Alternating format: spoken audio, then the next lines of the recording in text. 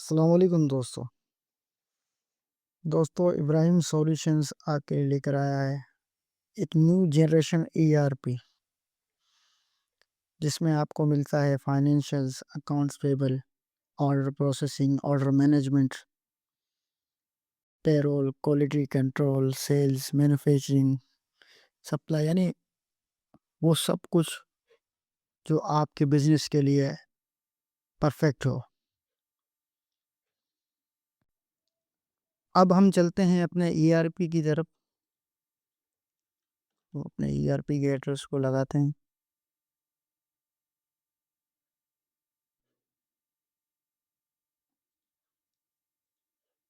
और अब हमें लॉगिन करना है। जिस तरह के मेरा नाम आ रहा है मुदस्सिर और मैं अपना पासवर्ड यहाँ लगाऊंगा।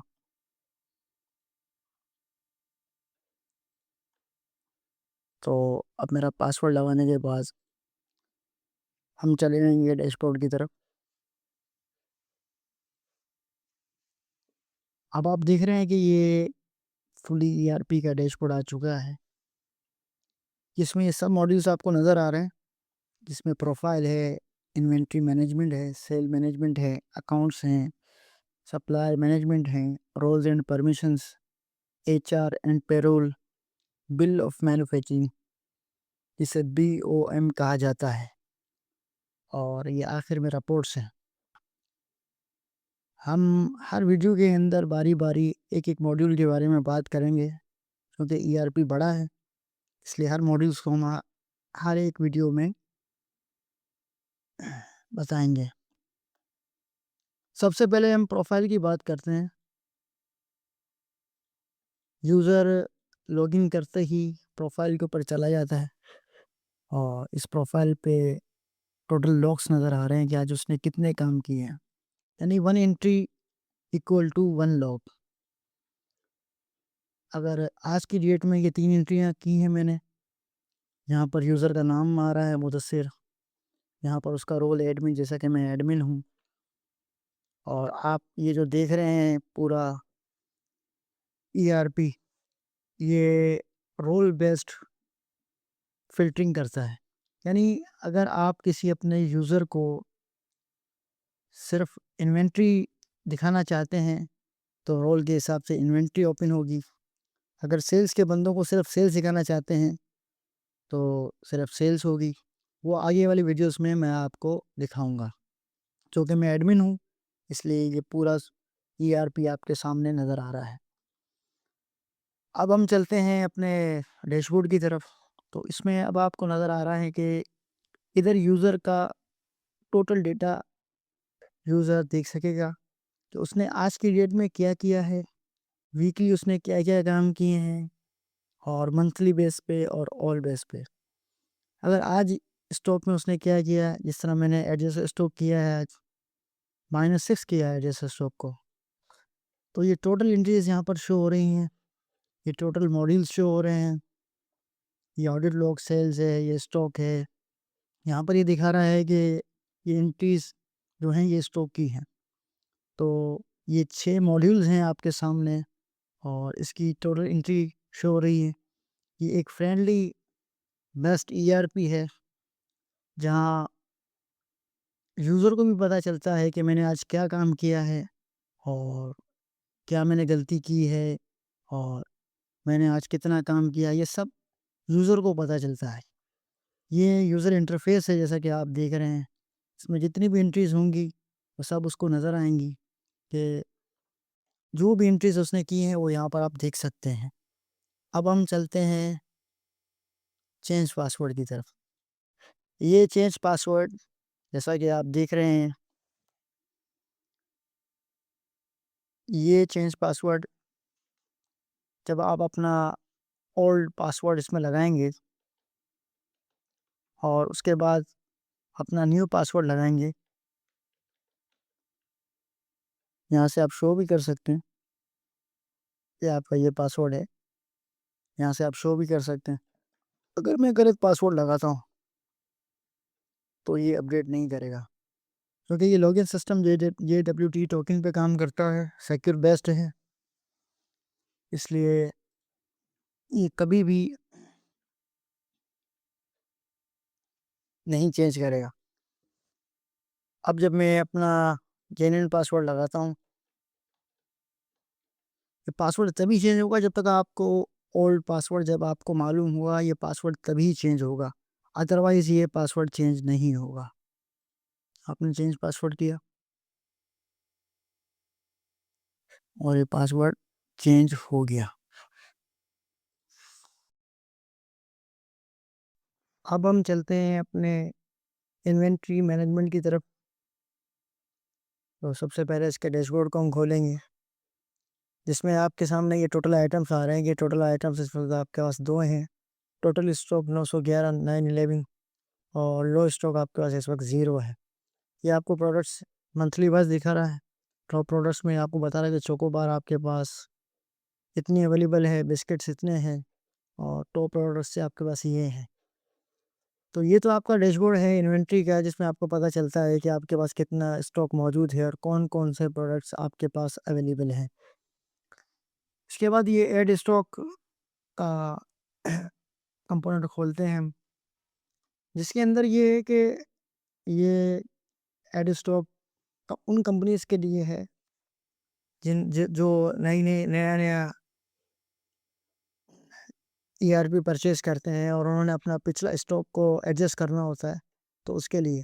अदरवाइज़ इस मॉड्यूल के अंदर असल जो स्टॉक जो ऐड होता है वो बीओएम मैन्युफैक्चरिंग से ऐड होता है, क्योंकि वो ऑटोमेटिक जब मैन्युफैक्चरिंग होती है तो उसके ज़रिए से ये ऐड स्टॉक हो जाता है।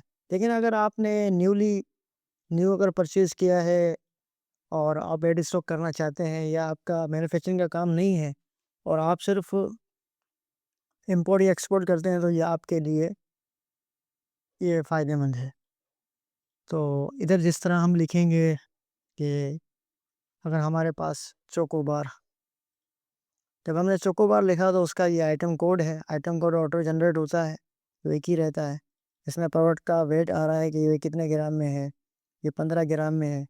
इसमें कितने यूनिट्स होते हैं, यानी एक पैक के अंदर कितने यूनिट्स होते हैं, वो 20 होते हैं। ये सारा डेटा फायरबेस क्लाउड बेस्ड है और ये इसमें इसकी क्वांटिटी बता रहा है कि 456 अभी हमारे पास मौजूद हैं 456। अगर हम इसमें कुछ ऐड करना चाहते हैं तो जैसे कि 20, तो हम ऐड स्टॉक करेंगे, ओके करेंगे, तो हमारे पास स्टॉक इंक्रीज़ हो जाएगा। तो इस तरीके से अगर अगर हम एडजस्ट स्टॉक करना चाहते हैं, जैसा कि हमारे वेयर हाउस में हमने देखा कि भाई अगर चोकोबार हमने देखा कि वहाँ पर अवेलेबल था 470 और मिस्टेक में हमारे अकाउंट्स में वो आ रहा था 476, तो हम 6 को माइनस भी कर सकते हैं और 6 को ऐड भी कर सकते हैं। यानी ये एडजस्ट स्टॉक है और अगर हम रिमूव करेंगे तो उसका कोई ना कोई रीज़न लिखेंगे, ये काउंटिंग मिस्टेक है या कुछ भी हम लिख सकते हैं। हमारी काउंटिंग मिस्टेक है इसकी वजह से, और हम जब इसको एडजस्ट करेंगे तो ये एडजस्ट हो जाएगा। इस तरीके से ये एडजस्ट हो जाएगा और स्ट्रोक हमारा ठीक हो जाएगा। इसके बाद हम आते हैं रिपोर्ट्स की तरफ और स्टॉक में 2 रिपोर्ट्स हैं स्टॉक लिस्ट के नाम से।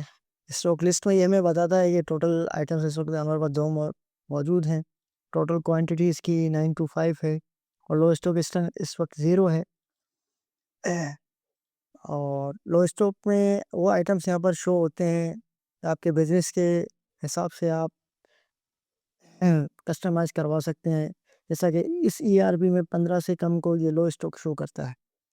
तो अभी चोकोबार यानी कि ये और ये बिस्किट्स हैं 455, यानी आपका कोई भी आइटम हो सकता है। ये तो कन्फेक्शनरी के हिसाब से है या आप क्या मैन्युफैक्चरिंग करते हैं, मैन्युफैक्चरिंग कर जैसा कि पाइप भी हो सकता है, यानी किसी भी किस्म की आप मैन्युफैक्चरिंग करते हैं, कन्फेक्शनरी के हवाले से या कपड़े के हवाले से या किसी भी हवाले से आप अगर मैन्युफैक्चरिंग करते हैं तो आपको ये ईआरपी कस्टमाइज़ करके दिया जा सकता है। इसके बाद हम स्टॉक समरी की तरफ आते हैं, जैसा कि आप देख रहे हैं स्टॉक समरी में भी ये ग्राफ के थ्रू दिखा रहा है कि इतने आइटम्स ये मौजूद हैं और ये टोटल स्टॉक हमारे पास ये मौजूद है। इसके बाद हम आइटम मास्टर की तरफ आते हैं और उसमें एड आइटम मास्टर की तरफ आते हैं, यानी अगर हमारा बिज़नेस में कोई हम किसी आइटम को अगर अभी बढ़ाना चाह रहे हैं, जैसा कि एक मिसाल के तौर पे मैं डेयरी मिल्क की मिसाल लेता हूँ कि डेयरी मिल्क एक चॉकलेट है। अगर वो हम अगर सेल करना चाह रहे हैं या किसी बोतल को सेल करना चाह रहे हैं, जैसा कि कोका कोला या पेप्सी या एक मिसाल कुछ कुछ भी हो। तो अगर हम उसको सेल करना चाह रहे हैं तो अब हम यहाँ पर उसको ऐड करेंगे और ऐड करने के बाद हम उसका ग्राम लिखेंगे, जिस तरह डेयरी मिल्क ये कितने ग्राम की है। मिसाल के तौर पे ये 50 ग्राम की है, 50 ग्राम की है और ये कितने पैकेट एक कितने यूनिट्स होते हैं एक पैकेट में, मिसाल के तौर पे 20 पैकेट्स होते हैं। इसको एक्टिव करेंगे और यहाँ से इसको ऐड कर देंगे। ऐड करने के बाद ये पूरी ईआरपी में सर्कुलेट करेगा, यानी पूरी ईआरपी में कहीं भी आइटम्स जब हम सर्च करेंगे तो ये वहाँ से ले लेगा। तो जिस तरह हमने वहाँ पर डेयरी मिल्क को ऐड किया है, यहाँ पर डेयरी मिल्क ऑटो आएगा, यानी डेयरी यहाँ पर हम कभी भी मैनुअल आइटम्स को लिख नहीं सकेंगे, बल्कि ये डेटाबेस के थ्रू ऑटोमेटिक जनरेट होगा। और जब तक जनरेट नहीं होगा, जब तक हम ऐड स्टॉक नहीं कर सकेंगे। तो इसके बाद हम अपडेट आइटम मास्टर की तरफ आते हैं। अपडेट आइटम मास्टर में ये है कि जिस तरह अभी हमने अगर कोई मिस्टेक कर दी हो नेम के अंदर, तो हम उस नेम को यहाँ से चेंज कर सकते हैं, डेयरी मिल्क को 1 कर सकते हैं। अगर ना करना चाहे और अगर कंपनी की पॉलिसी अगर चेंज हो जाती है, जैसा कि 50 ग्राम था, कंपनी उसे इंक्रीज़ करे या 40 ग्राम करे या उसको डिक्रीज़ करे, तो यहाँ से ये 40 ग्राम हम करेंगे, एक्टिव करेंगे और ये अपडेट कर देंगे, तो ये डेटा अपडेट हो जाएगा और इन्वेंट्री के अंदर ही ये डेटा अपडेट होके हमें मिलेगा। जैसा कि अभी आपने देखा था, अब अगर हम डेयरी मिल्क को अगर सर्च करते हैं, तो अभी हमें बताएगा कि ये 40 ग्राम का, जैसा कि पहले 50 ग्राम का था और 20 पैकेट्स में ये अवेलेबल है। बहुत शुक्रिया दोस्तों, ये एक मॉड्यूल हो गया। अब इंशाल्लाह हम नेक्स्ट मॉड्यूल में जब जाएँगे तब उसके बारे में बात करेंगे और इस फुली ईआरपी के बारे में मैं आपको आगाही दूँगा इंशाअल्लाह ताला।